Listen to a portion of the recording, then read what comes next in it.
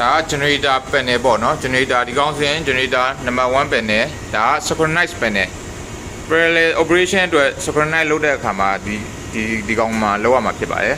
ဒါ number 2 generator ဒါ number 3 generator အဲ့တော့အခုလောလောဆယ် number 1 နဲ့ဒီကောင်း number 1 ပေါ့ number 1 နဲ့ number 2 နဲ့ကမောင်းထားတယ်အဲ့တော့မလိုအပ်တော့ဘူးပြန်ဖြုတ်မယ်ဆိုလို့ရှိရင်အခု number 2 ကိုဖြုတ်ပြမှာဖြစ်ပါတယ်number 2 ကိုဖြုတ်မယ်ဆိုလို့ရှိရင်ဒီ control mode ကိုပေါ့နော် manual ကိုထားမယ် manual ထားပြီးလို့ရှိရင်ဒါ ACB ကို open close လုပ်တဲ့ close ဖြစ်ပါတယ်ဒါကြတော့ governor ကို lower and right governor ဒီ frequency အနှိမ့်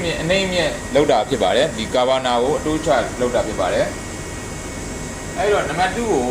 အခုချမယ်ဆိုလို့ရှိရင် kilowatt ကိုဒီဘက်ကိုဆွဲချမယ်ဒီကောင်ကို kilowatt ကိုမြင့်ပေးမှာဖြစ်ပါတယ်အဲ့တော့ဒီ kilowatt အတင်ချကိုဒီကောင်နဲ့လုပ်မှာပါ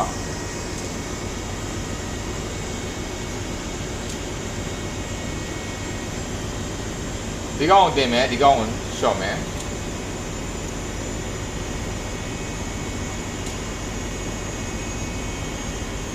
ဒီလောက်ဆိုရပါပြီဒီလောက်ဆိုလို့ရှိရင် ACB ဒီ clock ကိုဆွဲပြီးတော့ open position ကိုဒီလိုလှည့်လိုက်မှာဖြစ်ပါတယ်ဒီ open ဘက်ကိုလှည့်မှာဖြစ်ပါတယ်ဆွဲမယ်ဒါဆိုရင်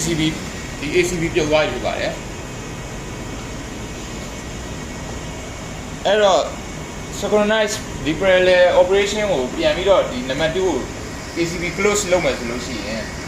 ဒီ ACB close လုပ်တဲ့နည်းကိုပြမှာဖြစ်ပါတယ်ဒီ control mode ကို manual ကိုပြောင်းထားမယ် manual ကိုပြောင်းပြီးလို့ရှိရင်ဒီ synchronize panel ဒီ synchronize motor ကိုဖွင့်မှာဖြစ်ပါတယ်နံပါတ်2ထားခြင်းလဲဆိုရင်နံပါတ်2ကိုထားမယ်နံပါတ်3ကို synchronize ဒီ parallel operation လုပ်မယ်ဆိုရင်နံပါတ်3ကိုထားမှာပေါ့နော်အခု off position ကနေနံပါတ်2ကိုထားမယ် synchronize million နေဒါ synchronize million တာဖြစ်ပါတယ်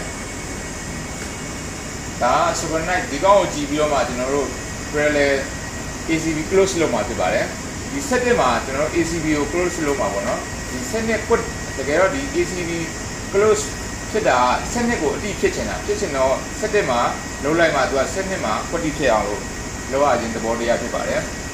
အဲ့တော့ဒီကောင်အရန်မြန်နေရဆိုရင်ဒီကောင်ရဲ့ governor motor ကိုလိုဝဒီဘက်ကိုပေါ့နော်လိုဝဆိုတဲ့ဟာကိုအချိန်လျှော့တာဒီကောင်အချိန်မြင့်တာဒီလိုမျိုးဖြစ်ချမ်းပြင်ဒီကောင်ကို control လုပ်တာဖြစ်ပါတယ်အဲ့တော့ဒီနေ့တင်လိုက်မယ်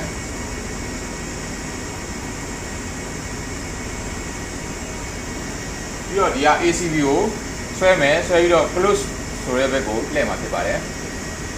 ဆက်တဲ့နားရောက်တဲ့အထိကိုစောင့်မယ်စောင့်ပြီးတော့မှဒီ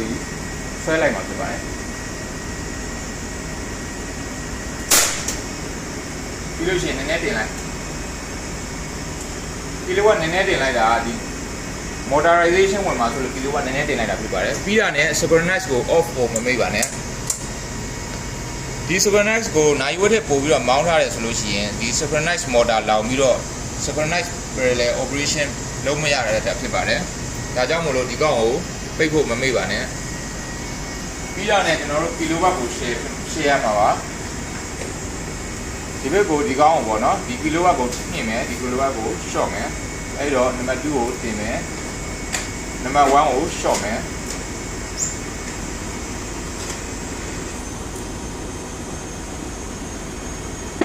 ဒီလောက်ဆိုရပါပြီဒါဆိုရင် general parallel operation နဲ့ load sharing လုပ်တာကိုပြထားဖြစ်ပါတယ်